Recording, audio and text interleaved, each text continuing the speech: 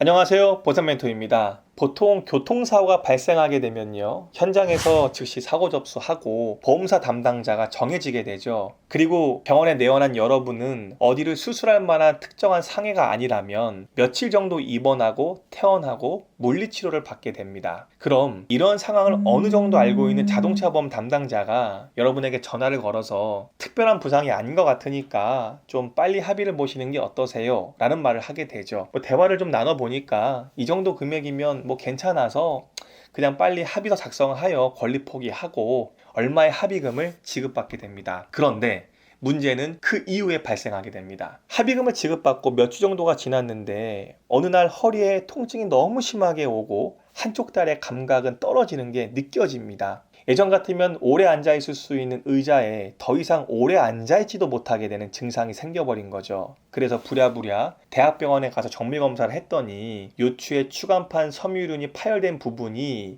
더 진행돼서 급기야 수액이 흘러나와 신경근을 자극하고 있습니다. 편해지시려면 당연히 수술을 해야 할 것 같습니다. 라는 말을 듣게 된 겁니다. 즉시 수술을 해야 되는 상황이고요. 또 입원도 해야 되죠. 그러면 일도 나가지 못하는 상황에 놓이게 된 것입니다. 또 어떤 경우는 교통사고로 무릎을 부딪혀서 십자인대 부분 파열이 됐습니다.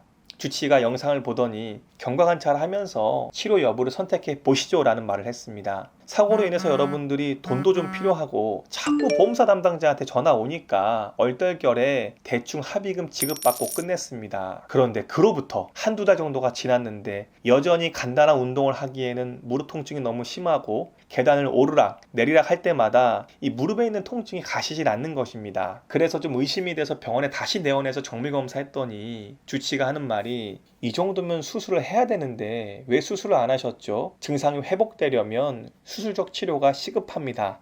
라는 말을 듣게 됩니다. 자, 여러분, 이런 경우에 너무 절망적이지 않습니까? 여러분들이 교통사고 합의를 너무 빨리 봐서 그 합의금을 받은 돈에 내 돈을 더 얹어서 치료받아야 되고 또 입원해야 되니까 이번 기간에 휴업손해도 못 받게 되는 그런 상황이 돼버린 거죠. 왜 이런 문제가 발생한 걸까요? 바로 여러분들이 증상을 꼼꼼히 확인하지 못하고 조기에 보험사와 합의를 봐버렸기 때문입니다. 그래서 제가 말씀드리고 싶은 것은 절대 교통사고 합의 서두르시면 안 된다는 겁니다. 합의란 것은 추가적인 문제가 없다는 판단하에 최종적으로 보험금을 수령하기 위한 일체의 행위거든요. 그런데 여러분의 상태를 알려주는 주치의가 어떤 오파를 해서 또는 서서히 진행되고 있는 어떤 증상이었다면 그 시점까지 합의를 보지 않아야 되는데 여러분들이 그런 증상을 알지 못해서 합의를 조기에 봐버린 겁니다. 그리고 정말 심각한 증상은 그 이후에 발현되는 경우들이 많이 있습니다. 여러분, 사실 그 교통사고 경상 합의금 그거 받아봐야 얼마 안 됩니다. 그거보다 중요한 게 사고로 인해 잃어버린 내 건강, 내 직장 아닌가요? 그래서 제가 드리고 싶은 말씀은 누구로부터 떠밀려서 교통사고 합의를 보는 것이 아니라 정말 내 증상을 한 번, 두 번, 아니 과도하다고 생각하지 마시고요. 10번까지도 꼼꼼히 확인하신 다음에 그때 보험사랑 연락을 취해서 합의금을 지급받는 게 여러분이 결정할 수 있는 최선의 선택이라는 것입니다. 그래서 절대 교통사고 합의 서두르지 마시고 또 때로는 어떤 추가적인 정보가 필요하다고 하시면요. 전문가들을 통해서 도움받으시는 걸 권해드립니다. 이 영상을 보시고 여러분들이 절대 교통사고 합의를 서둘러서